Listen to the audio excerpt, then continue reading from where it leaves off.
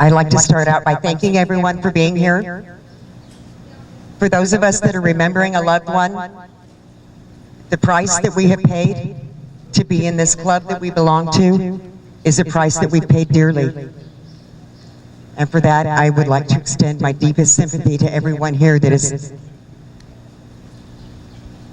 had to say goodbye way too early. Before we go on, I would like to thank Lake Havasu City, our community. Our community rocks.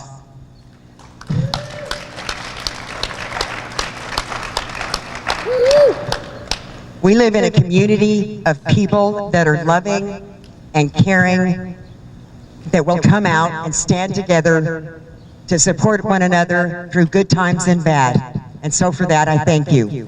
One of the drugs that has the highest amount of individuals that are in rehabilitation because of their marijuana use. 46%, however, that have used marijuana went to rehab, 46% relapse. What does that tell you? Like, seriously, what does that tell you? Yeah, it's addictive. It's not necessarily an addictive drug. It could be psychologically addictive, but people become more dependent upon it. And dependence is very different from addiction, because dependence means they just need it to feel okay. They feel like, I need to use this in order to get through my day, because for whatever reason in their mind, they believe that they need this particular thing to be okay and to communicate and to feel better about themselves.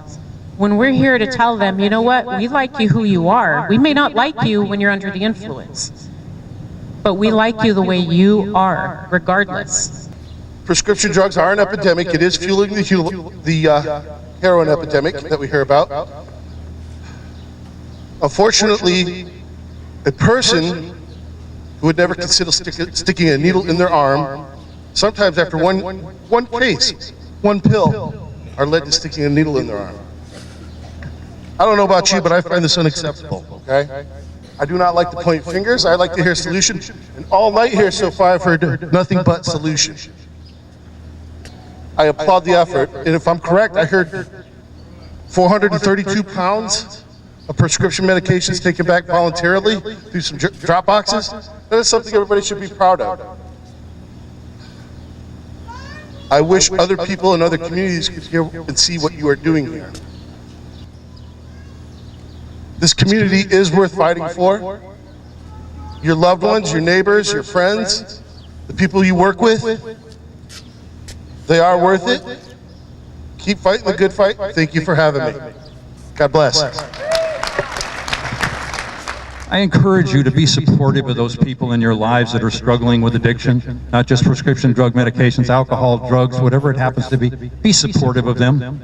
You can't force them to change. You can't make them change. But you can be there to love them, support them, encourage them, and encourage them to be able to step out of that denial that they're in and into God's grace and into recovery and be able to live productive lives. And I want you to, if you have lost someone, please come on up here, either grab a balloon or grab a flower.